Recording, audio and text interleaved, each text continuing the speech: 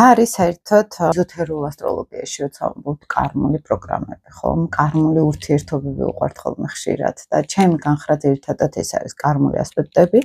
კარლ იუნგის ჭრილის ცნებას, ჭრილის ინტეგრაცია რომ მოახდინოს ადამიანმა, თორე ეს ჭრილი მას ჩაყლაპავს, ესე რომ ვთქვათ.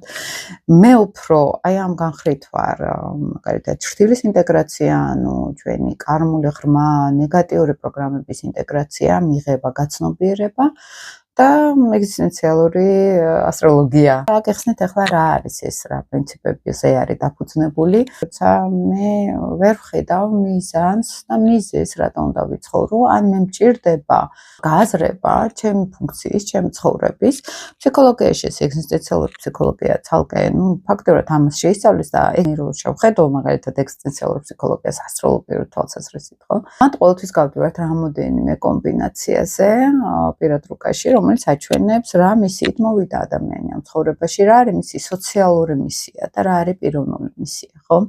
ყველაზე კარგად ასტროლოგია შეუძლია ეს ეგზისტენციალური საკითხების გაცნობიერება. აი როცა პირად რუკაში ვხედავ, მაგალითად იქსელენას კომბინაციას, მაგალითად აღმავალი კარმული კვანძის კომბინაციას და აი მათ ფსიქოლოგიურად პირდაპირ მიყვავს ადამიანი, მოდის ენერგია, მოდის ძალა, მოდის რაღაცა აი სიხარულის განცდა, როგორც კი ამ ენერგიასთან კონტაქტზე გადის ადამიანი და ფაქტობრივად უბრუნდება ხოლმე ცხოვრების საზრისი, ცხოვრების არსი და ენერგია ამოსდის. ამიტომ ძალიან მარტივი ფორმულა არის, თუნდაც ეგზისტენციალურ ასტროლოგიაში, როგორ შეგვიძლია გავიდეთ რაღაც შინაგანი კრიზისების მოგვარების ენერგიაზე.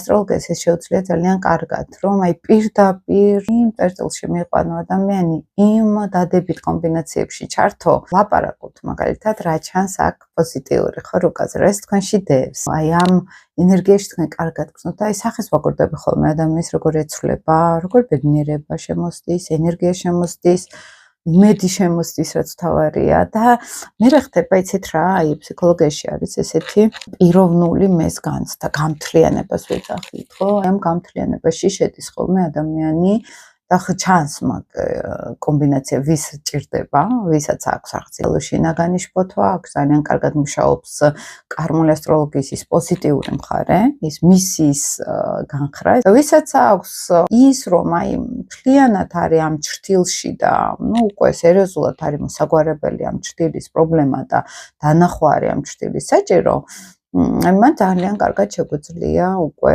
აი ამ ჭრილის ინტეგრაციაზე მუშაობა, ანუ ჩამოთვალეზე კარმულ ასპექტებზე მუშაობა, მათ გავდივართ კარმულ ასტროლოგიაში. ეს კარმული ასპექტები სერიოზულად გვიშლის ხელს აზრისის